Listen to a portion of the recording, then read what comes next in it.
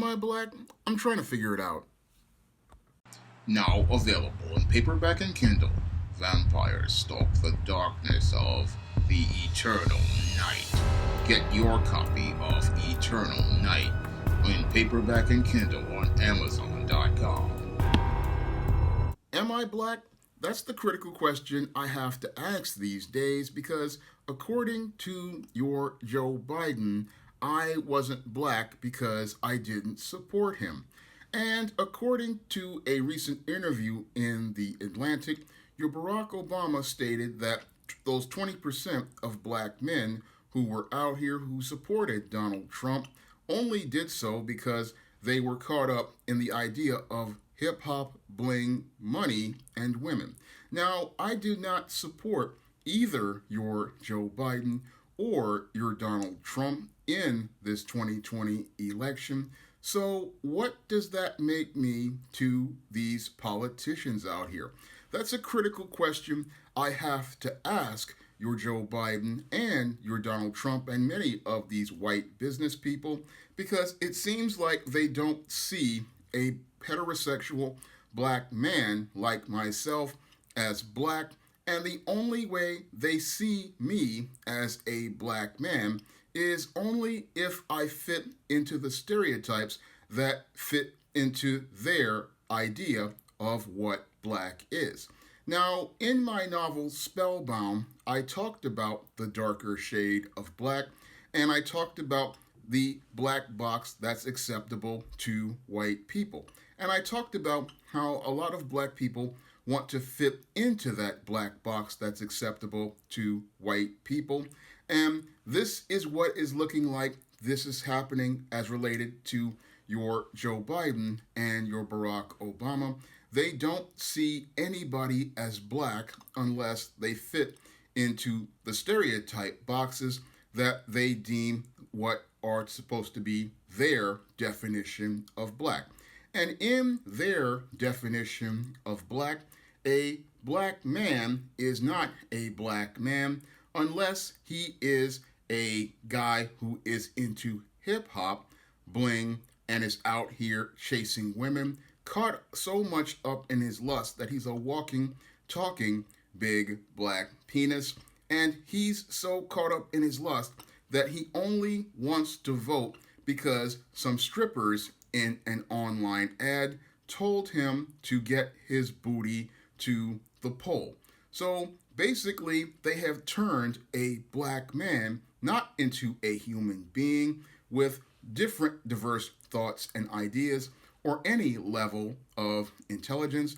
They basically see a black man as nothing more than a walking, talking stereotype that just goes around being something like a black brute or a coon or any of these other ideas they have about black men, but they don't really understand what it is to be a black man.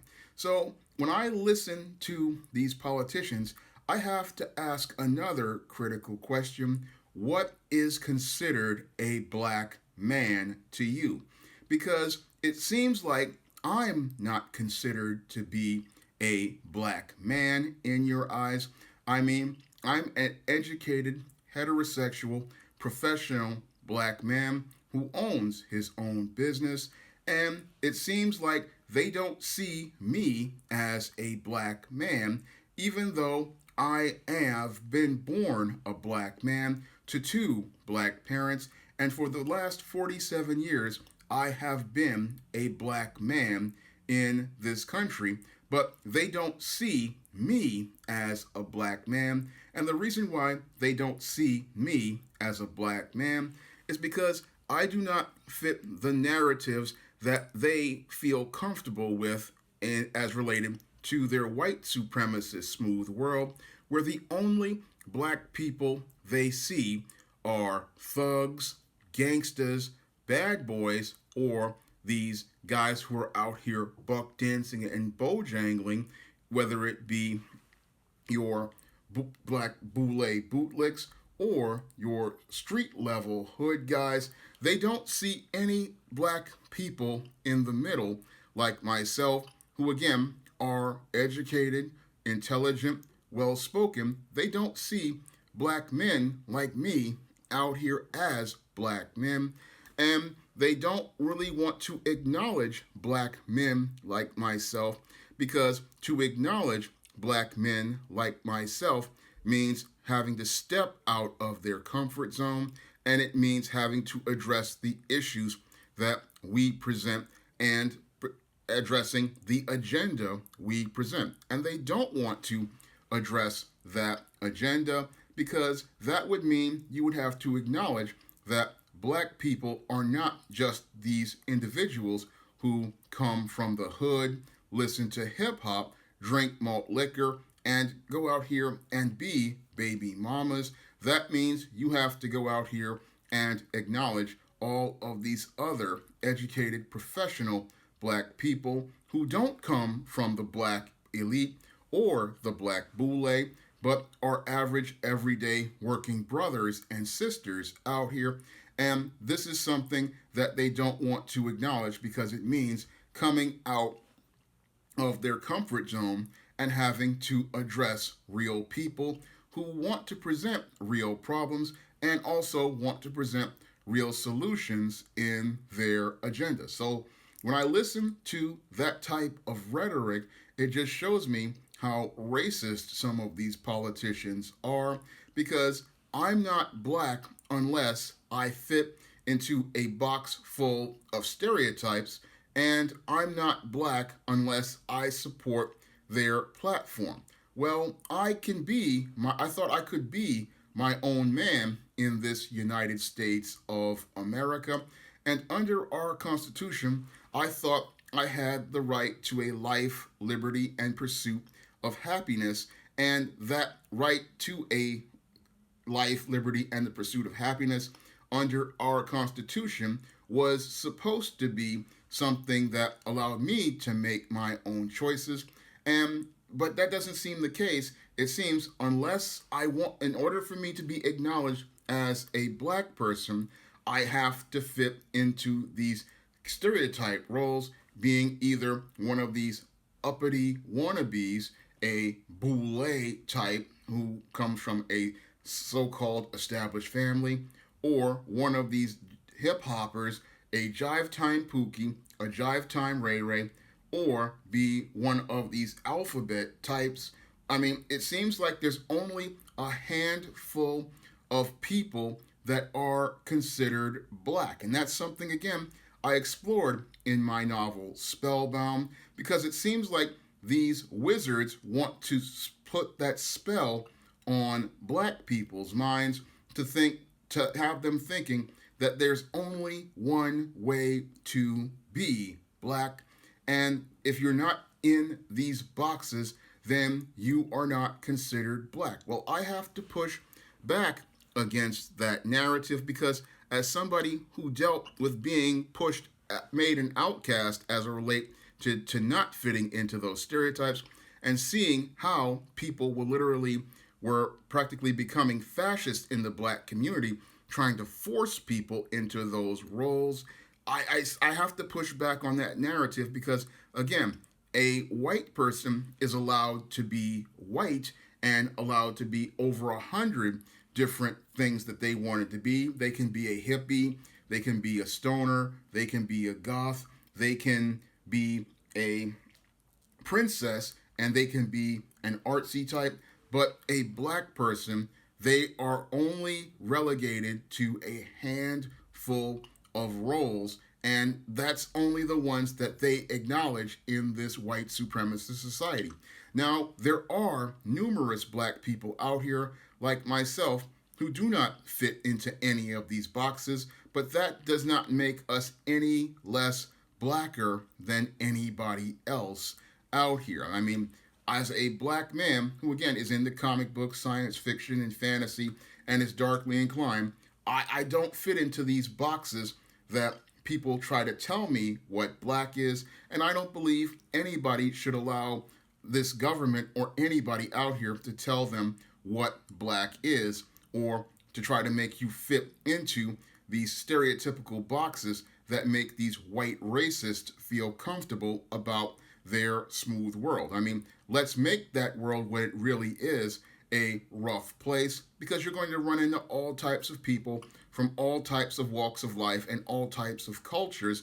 And that's just how the real world works. I mean, when it comes down to what is black, that's something that cannot be defined by a group of white racists who just want to repackage old stereotypes like the black brute and like the minstrel and make them brand new so that they can feel comfortable about black people being at the bottom of the world, and they can feel secure about their place at the top, because as long as that black person is playing their role, they can feel secure about their place in the world. Well, that's not how the world works, according to Psalms 24, verse 1, in which the Most High said, "The earth is the Lord's and the fullness thereof," and He is the one who ultimately defines who we truly are, and we should be aspiring to be what God wants us to be and not trying to aspire to be